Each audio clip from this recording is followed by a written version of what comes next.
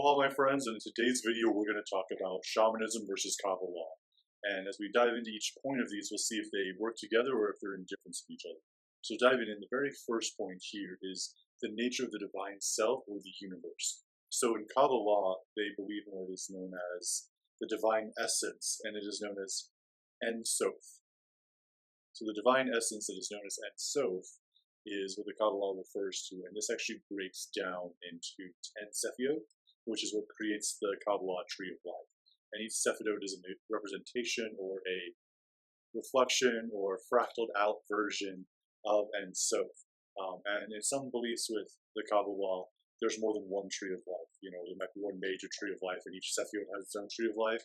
But usually the top of one Sephiot of one tree of life, Ketar, is the bottom of the next tree of life in some traditions. Not all traditions lead into that as that goes in that direction. And so part of that is that these are all intimations of God. These are all rippling out fractals of that. And so in shamanism, core shamanism, the universe is seen as being interconnected. There is no real separate self, but that there are layers or vibrations that kind of separate. So like, yes, recognizing that each individual person is separate, but they're still connected to each other through the spirit. Or that, yes, the blades of grass are separate from the human that's walking on a barefoot, but at the same time, they're also interconnected. And so it's a similar thing that all of that is the great spirit, the great something that exists. It has been broken out and separated fractal versions of itself as well, both in the physical form to be experienced and seen, as well as in what they would call the spirits or the vibrational form. So the core belief here is that they both believe in a divine something, a divine universe is in existence, but that all things are spiritually interconnected. And the best ways for us to perceive of them, to actually understand them, and to improve ourselves so that we can unify back with it, is to be able to look at them as separate aspects. And so these separate aspects are both a part of us as well as separate of us. So the 10 Sephiot are energies that exist in the realm and create their own vibration, but also within your own body structure, you have 10 Sephiot that you work with that are aspects within yourself. The second point here that is similar within Kabbalah and Shamanism is, as we were talking about the tree of life, which is the 10 Sephiot, Shamanism also has the world tree. And so breaking down the tree of life a little bit more here, as you can see, there's 10 circles, and this is what we mean by Sephiot. And each one is connected to the Sephiot in different lines, and those are the pathways of the tree or the branches of the tree of life. And so in Kabbalah, the tree of life is the diagram that represents the structure of reality, the process of creation, and the path of spiritual enlightenment. It is composed of the 10 Sephiot, through which divine energy flows from infinite into the material world. And now, similarly, within shamanism traditions, we have the concept of the world tree, which is similar to having the heavens, the earth, and the underworld. This is similar other traditions refer to this in the upper world, the middle realm, the lower realm. Now, these aren't actually, it's not that the upper realm is above the lower realm, or that is better than, just different beings and energies and vibrations come from each one. And so in shamanism, often shamans will travel up or down the world tree into their spiritual journeys, accessing different realms to retrieve wisdom or healing. So the key overlap here is that they both have the symbolization of the tree. Now, shamans are actually traveling into the tree to enter into the higher realms, the lower realms, and they also do this for themselves and the community.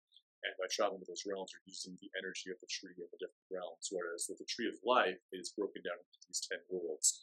Now, also at the same time, there are more than just those 3 realms within shamanism of upper realm, middle realm, and lower realm, but those are the overarching realms of each one. And inside of them, they have layers that break down. So even similar to the tree of life, you could break it into 3 sections. You have an upper part of the tree, a middle part of the tree, and a lower part of the tree.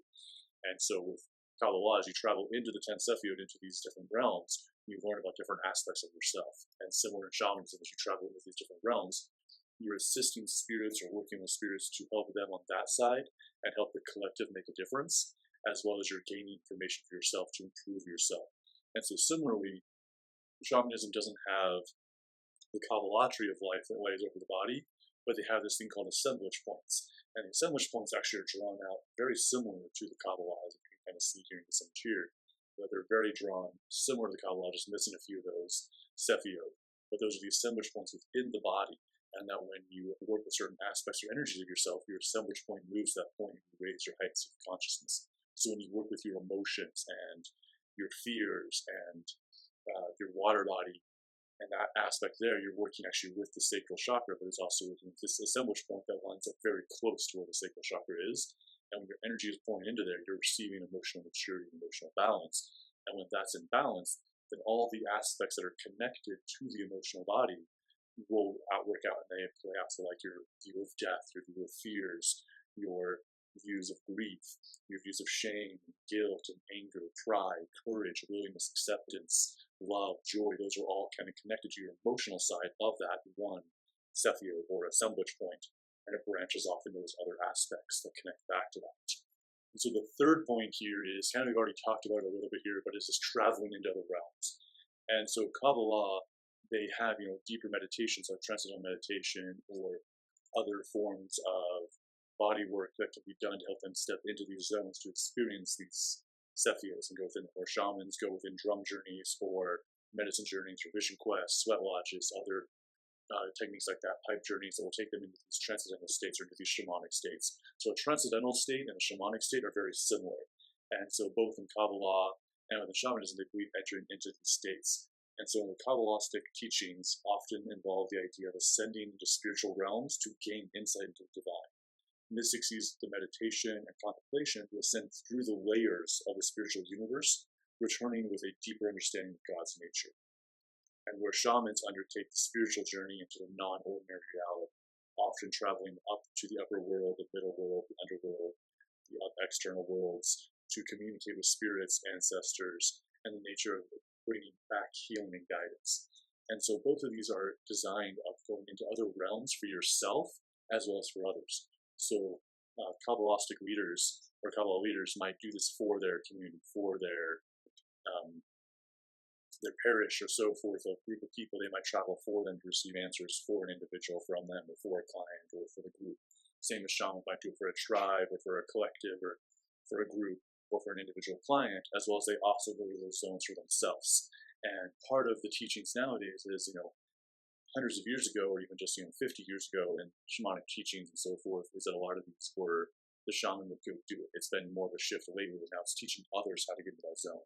Where Kabbalah has kind of been in that zone a little bit longer than that, where it's been inspiring others to look into it deeper on their own and step into it on their own versus leaning on a teacher for that. Not that shamans were saying that people need to lean on the teacher, but it was usually not a lot of these deeper things were taught to teach people how to get into shamanic realms of their own.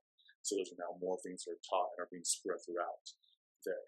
So these are 3 similarities between Kabbalah and shamanism. If you want to learn more about similar things like this, about how Hinduism and shamanism relate, you can click this video right here. And hope you're having an awesome and great day. Drink more water, get more sunlight. Peace.